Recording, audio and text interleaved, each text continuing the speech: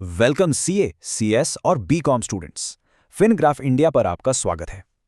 आज हम income tax act की एक ऐसी हिडन एडजस्टमेंट डिकोड करने वाले हैं जो एग्जाम्स में अच्छे स्टूडेंट्स को ट्रिक कर देती है। पता है क्या होता है? आप एक लंबा कंप्यूटेशन क्वेश्चन सॉल्व कर रहे हो, सब कुछ बिल्कुल नॉर्मल लग रहा है और अचानक से आप पढ़ते हो एसएससी रिसाइड्स इन गोवा। अब अगर आपको आज का ये पर्टिकुलर रूल नहीं पता ना, तो आपका पूरा का पूरा टैक्स कंप्यूटेशन वहीं गलत हो जाएगा। No way around it. आज हम बात कर रहे हैं special apportionment of income between spouses under section 10 की। तो फटाफट अपने नोटबुक्स और पेन्स रेडी कर लीजिए, क्योंकि इस सेशन के बाद आपको इस प्रोविजन को कभी रटना नहीं पड़ेगा। हम इसके पीछे का एग्जैक्ट लॉजिक और मैथ, द होल शबैंग, एकदम डिटेल में समझेंगे। तो आज के सेक्शन 10 मास्टर क्लास में हम क्या क्या कवर करेंगे? सबसे पहले द सेक्शन 10 एक्सेप्शन, उसके बाद द पोर्चुगीज सिविल कोड, फिर आएगा no joint assessment rule, splitting non salary income, the salary exception और आखिर में एक क्विक एग्जाम रिविजन। ऑलराइट, तो चलिए स्टार्ट करते हैं हमारे पहले टॉपिक से, द सेक्शन 10 एक्सेप्शन। आपके दिमाग में ये सवाल जरूर आ रहा होगा कि how exactly does the Portuguese civil code change our Indian income tax? Well, imagine करिए गोवा में एक मैरिड कपल है। लेट्स कॉल देम राहुल और अंजलि। उनका ना बागा बीच के पास एक बढ़िया सा कैफे है। उन्होंने एक प्रॉपर्टी रेंट पे भी दी हुई है और उनका एक जॉइंट बैंक अकाउंट है जिससे हर महीने अच्छा खासा इंटरेस्ट आता है। अब नॉर्मल सर्कमस्टांसेस में, जैसे लेट्स से दिल्ली, बैंगलोर या मुंबई में, आप हर एक रुपी को ट्रेस करते हो, राइट, कि एक्चुअली किस स्पाउस ने इन्वेस्टमेंट की थी।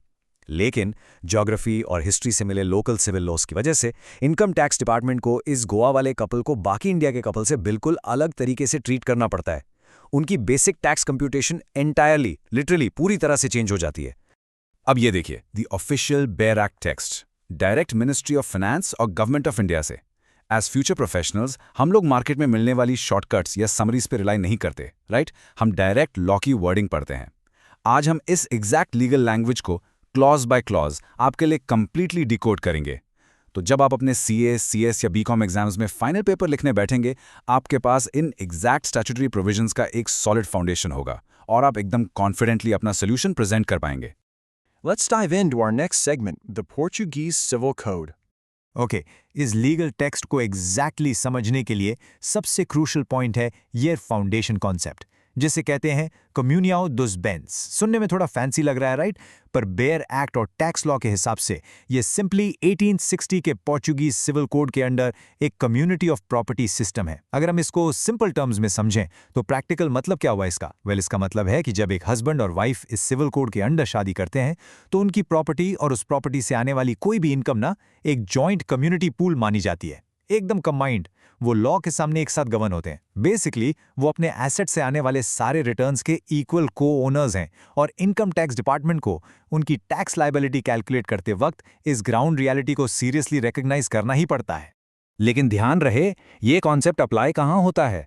ये स्पेसिफिक रूल्स स्ट्रिक्टली अप्लाई होते हैं the state of Goa, union territory of Dadra and Nagar Haveli और union territory of Daman and Diu में। स्टूडेंट्स, मेरी एक बात ध्यान से सुनिए, इन 3 रीजन्स को अभी के अभी अपने दिमाग में लॉक कर लीजिए। सीरियसली, एग्जामिनर पता है क्या करेगा? वो आपके 14 मार्क के लॉन्ग प्रैक्टिकल क्वेश्चन में चुपके से एक सिंगल कीवर्ड डाल देगा, SSC is a resident of दमन। और अगर आपने एग्जाम प्रेशर में गलती से वो कीवर्ड मिस कर दिया तो बॉस, आप इस पूरे सेक्शन 10 की एप्लीकेशन मिस कर देंगे और सीधा आपका टोटल इनकम गलत हो जाएगा। So keep your eyes open. Moving on to our next key rule, the no joint assessment rule. अब आप जरूर सोच रहे होंगे कि वेट अ मिनट, अगर सिविल लॉ कहता है कि उनकी प्रॉपर्टी एक कम्युनिटी है तो टैक्समैन उन्हें असेस कैसे करेगा, है ना? आपको लगेगा कि अगर सब कुछ हस्बैंड और वाइफ बराबर शेयर कर रहे हैं तो टैक्स डिपार्टमेंट उन्हें सिंपली एक सिंगल यूनिट मानकर एक ही टैक्स रिटर्न फाइल करने को कहेगा। Absolutely wrong. ये आपका सबसे पहला बड़ा एग्जाम ट्रैप है। क्लॉज ए क्लियरली और एक्सप्लिसिटली कहता है कि उनकी किसी भी हेड की इनकम को एक साथ असेस नहीं किया जाएगा। उन्हें एसोसिएशन ऑफ पर्सन्स यानी एओपी की तरह ट्रीट नहीं किया जाएगा और ना ही बॉडी ऑफ इंडिविजुअल्स यानी बीओआई की तरह। इसका लॉजिक बहुत ही सिंपल और प्रैक्टिकल है। देखिए, इस सिविल कोड के अंडर मैरिज एक पर्सनल फैमिली यूनियन है, कोई कमर्शियल जॉइंट वेंचर या पार्टनरशिप थोड़ी है जो टैक्स पर्पसेस के लिए पर्पसली बनाया गया हो। इसलिए टैक्स के पॉइंट ऑफ व्यू से वो दोनों हमेशा इंडिविजुअल टैक्स पेयर्स ही रहेंगे। Alright, next up, splitting non-salary income. अगर वो इंडिविजुअल टैक्स पेयर्स हैं पर सिविल कोड कहता है कि आने वाली आमदनी दोनों की बराबर है, तो हम एक्चुअली उन नंबर्स को डिवाइड कैसे करेंगे? यहाँ आती है आपके प्रैक्टिकल कंप्यूटेशंस की सबसे बड़ी, सबसे क्रूशल कैलकुलेशन। क्लॉज बी आपके लिए एक गोल्डन रूल सेट करता है, ध्यान से सुनिएगा। सैलरीज हेड को छोड़कर बाकी हर एक टैक्स हेड की इनकम हस्बैंड और वाइफ के बीच एब्सोल्युटली इक्वली डिवाइड होगी। I repeat, exactly 50-50। इससे लिटरली कोई फर्क नहीं पड़ता कि हस्बैंड ने बिजनेस स्टार्ट करते वक्त 80% कैपिटल लगाया था और वाइफ ने सिर्फ 20%। नो वे। कम्युनिया दोस बेंस के अंडर उस बिजनेस का सारा प्रॉफिट एक कम्युनिटी प्रॉपर्टी है, इसलिए अपना टैक्स कैलकुलेट करते वक्त आप उसे स्ट्रिक्टली 2 इक्वल हिस्सों में बांटेंगे। ऐसी how the math actually works here. मान लीजिए राहुल और अंजलि की हाउस प्रॉपर्टी से आने वाली रेंटल इनकम 10 लाख रुपीस है। अब आप अपनी कॉम्प्यूटेशन बनाते वक्त किसी एक स्पाउस की फाइल में पूरे 10 लाख बिल्कुल नहीं दिखाएंगे। आप क्या करेंगे?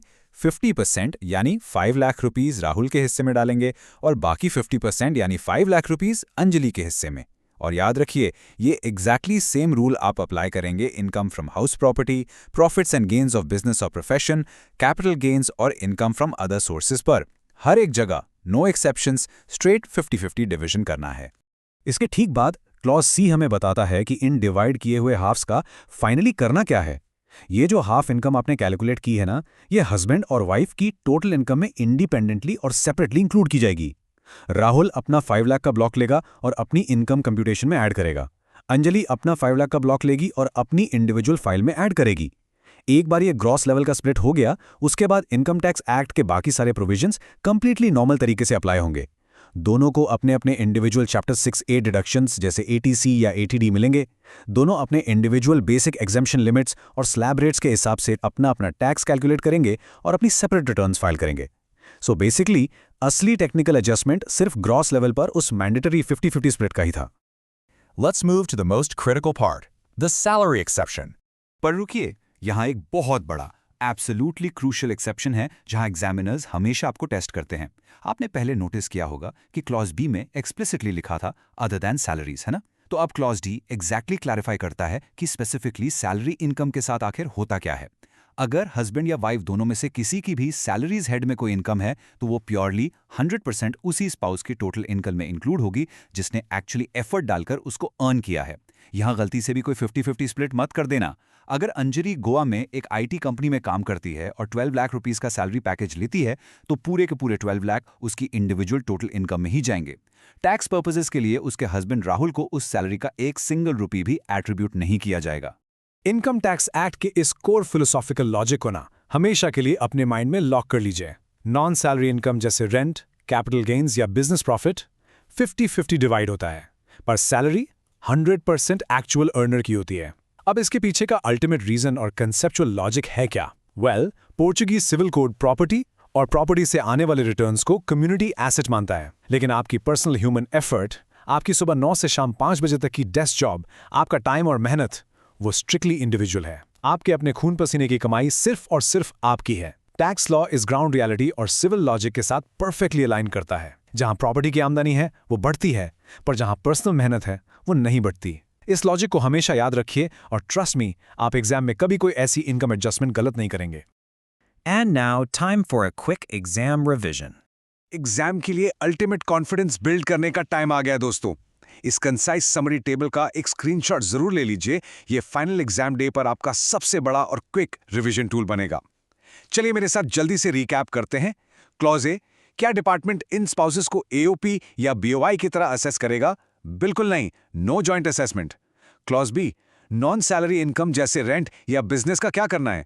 Straight 50-50 equally split. Clause C, इस स्प्लिट इनकम को असेस कैसे करेंगे? उनकी इंडिविजुअल टोटल इनकम्स में कंप्लीटली सेपरेटली ऐड करके। और final clause D, salary income का क्या स्पेशल रूल है? 100% सैलरी उसी इंडिविजुअल को मिलेगी जिसने मेहनत करके अर्न किया है, नो शेयरिंग। बस इन 4 फंडामेंटल पॉइंट्स और 3 applicable regions Goa, Daman and Diu और दादरा एंड नगर हवेली को याद रखिए। अगर आप ये फॉलो करते हैं तो आपके इस कॉन्सेप्ट पर फुल मार्क्स एब्सोल्युटली पक्के हैं।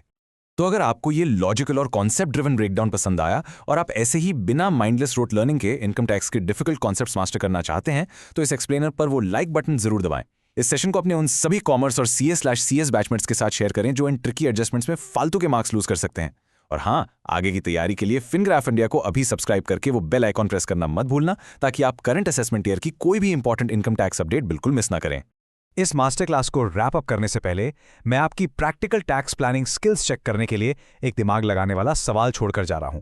सोचिए, अगर गोवा में एक मैरिड कपल साथ मिलकर 20 लाख प्रॉफिट वाला बिजनेस रन करता है और मुंबई में एक couple exact same 20 lakh profit वाला बिजनेस रन करता है, तो ये मैंडेटरी 50-50 स्प्लिट और सेपरेट इंक्लूजन गोवा वाले कपल की बेसिक एग्जेम्पशन लिमिट्स और उनके टैक्स ब्रैकेट्स को मुंबई वाले कपल के कंपैरिजन में कैसे फेवरेबली चेंज करेगा। अलग अलग स्लैब रेट्स और चैप्टर 68 डिडक्शंस के बारे में सोचिए, अपना टैक्सेशन का लॉजिक अप्लाई करें और अपने डिटेल आंसर्स नीचे कमेंट सेक्शन में ड्रॉप करें। मैं पर्सनली रीड करूंगा और सही आंसर्स का रिप्लाई करूंगा। Keep studying smart, conceptual learning पर अपना फोकस रखिए और मिलते हैं आपसे नेक्स्ट सेशन में।